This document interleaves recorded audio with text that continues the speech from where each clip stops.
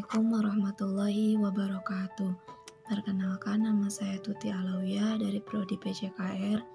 Di sini saya akan menjelaskan pengertian dari kontribusi psikologi pendidikan bagi pendidik, yaitu perbedaan individu peserta didik yang menjadikan pendidik lebih terbuka dalam proses pembelajaran dan penilaian.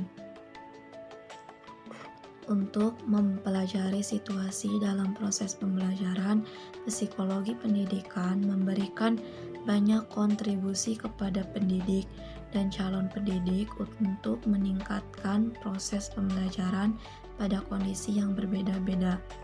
Yang pertama, memahami perbedaan individu peserta didik. Yang kedua, proses pembelajaran pada kondisi yang kondusif di dalam kelas. Yang ketiga, memilih metode atau strategi dalam pembelajaran. Yang keempat, memberikan bimbingan kepada peserta didik. Dan yang terakhir, mengevaluasi hasil pembelajaran. Untuk penerapan prinsip-prinsip belajar mengajarnya yaitu: yang pertama, menerapkan tujuan pembelajaran. Yang kedua, penggunaan media pembelajaran. Dan yang terakhir, penyusunan jadwal pelajaran. Hal-hal yang diharapkan setelah mempelajari psikologi pendidikan dilihat dari pertimbangan-pertimbangan psikologinya. Yang pertama, merumuskan tujuan pembelajaran secara tepat. Yang kedua, memilih strategi atau metode pembelajaran yang sesuai. Yang ketiga, memberikan bimbingan atau konseling. Yang keempat, memfasilitasi dan memotivasi belajar.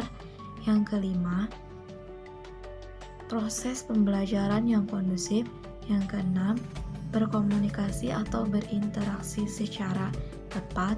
Dan yang terakhir, memberikan hasil penilaian yang adil pada saat proses pembelajaran. Dilihat dari pentingnya psikologi dalam pendidikan. Yang pertama, membantu pendidik memahami karakteristik masing-masing. Yang kedua, pendidik mampu mengatasi masalah belajar. Yang terakhir, pendidik mampu melakukan proses pembelajaran yang kondusif. Dilihat dari kontribusi psikologi terhadap pendidikan. Yang pertama, dilihat dari perubahan anak didik. Yang kedua, pengaruh pembawaan lingkungan. Yang ketiga, hubungan teknik mengajar. Yang keempat, pengaruh kondisi sosial. Yang kelima, pengaruh interaksi. Dan yang terakhir, pengaruh perbedaan individu terhadap kemampuan belajar. Dilihat dari kontribusi psikologi pendidikan bagi pendidikan, psikologi pendidikan terbagi menjadi 4 bagian, yaitu yang pertama, pengembangan kurikulum. Yang kedua, pengembangan program pendidikan. Yang ketiga, sistem pelajaran. Dan yang terakhir, sistem evaluasi. Dilihat dari kontribusi psikologi pendidikan bagi pengembangan kurikulum, yaitu sebagai berikut. Yang pertama, pengertian dari kurikulum. Menurut saya pribadi, pengertian dari kurikulum adalah pengalaman belajar yang direncanakan. Yang kedua, kita akan membahas tentang pengembangan kurikulum. Dilakukan dengan mempertimbangkan aspek-aspek. Yang pertama, mempertimbangkan aspek karakteristik. Yang kedua, kemampuan. Yang ketiga, pengalaman. Yang keempat, hasil belajar. Dan yang terakhir, standarisasi. Dan dilihat dari kondisi psikologi pendidikan bagi pengembangan program pendidikan, ada 3 macam menurut saya pribadi. Yang pertama, penyusunan jadwal pelajaran. Yang kedua, penentuan jurusan. Dan yang terakhir, pengembangan program.